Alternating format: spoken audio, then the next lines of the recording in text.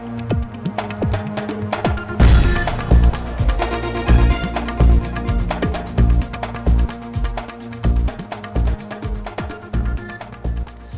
and welcome to We the People. Almost every day our headlines are dominated by some or the other corruption-related controversy. We are, they say, very angry about systemic corruption. But have we really had a serious conversation about what lies at the root of this corruption? People say and criticize what has come to be called a nexus between big business and big politicians.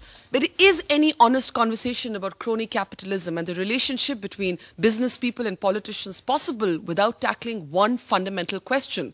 Who should fund political parties? Isn't a conflict of interest built into the very system of electoral financing?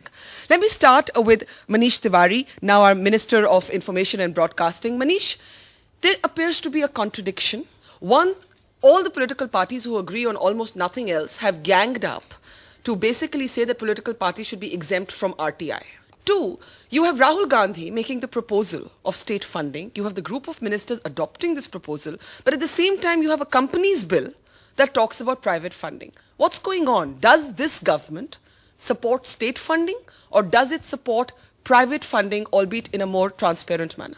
It's both of them, Barkha, because at the end of the day, one thing that we need to understand is that campaign finance reform and B, how our political processes are funded is something which needs to be fixed. Needs to be fixed or needs to be totally changed? Needs to be fixed in the manner that you need to make it more transparent, and it needs to be properly policed also. The regulatory architecture needs to be there. Now, over the past 3 years, you've had these very wide-ranging consultations which have taken place across the country. And there is a lot of input which has come in. A lot of stakeholders have come onto the same page. And but as I understand it, the feedback which has come in so far suggests that it'll have to be a mix. It'll have to be elements of state funding, and there would obviously have to be elements of private funding, because, you know, electoral processes, and as somebody who's contested won and lost elections, you know, let me tell you, are not only funded by corporates. Okay, so how much does it really cost to fight an election?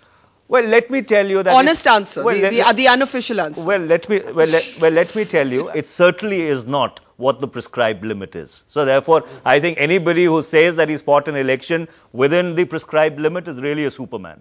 Okay, that's at least honest.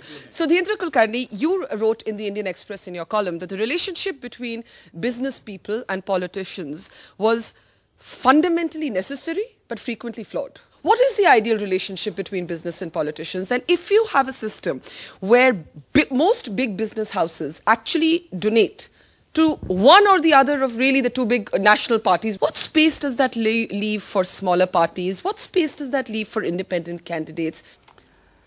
You know, first of all, it's good that Rahul Gandhi has proposed state funding of elections. You would support it? I would certainly support it, but let it be understood here, we should have a historical perspective.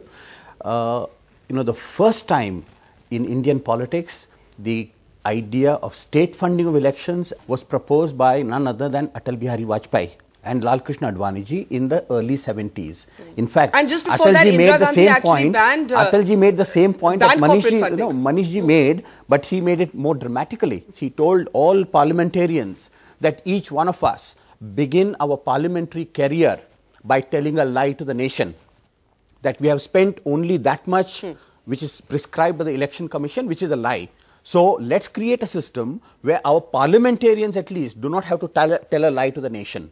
And when I said that it's not just businessmen, but the people in general have a responsibility to fund the political process. Why are both the Congress and the BJP opposing coming under the purview of the RTI? RTI is a revolutionary legislation, and it should be comprehensive, and even political parties must be answerable first to the people and also to their own members. Okay, I think we have some political honesty here. You have two political representatives admitting that what is prescribed as the limit by the government is something that no political candidate actually follows. Now, let me get in Anil Berwal, who's of course with the Association of Democratic Reforms. And this is one group that has really been doing pioneering data crunching on actually who donates what to whom and what are some of the unanswered questions. So Anil, what is the big trend that you have found?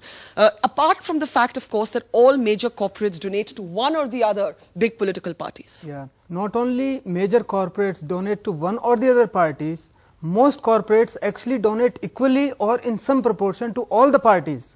Not to the smaller parties though. They may donate to a smaller party which is dominant in a particular state. So it could be the Samajwadi Party in Uttar Pradesh, but not necessarily in other states. That is right. So I think corporates have hedged their bets by making sure that whichever party comes to the power, they are well taken care of. So it's not an ideological loyalty at all. Absolutely. India's #1 news app just got even better. Download NDTV's new app. Fully optimized for retina display. Full screen view. Faster response time. And Sudoku. NDTV's new iPad app. Download now.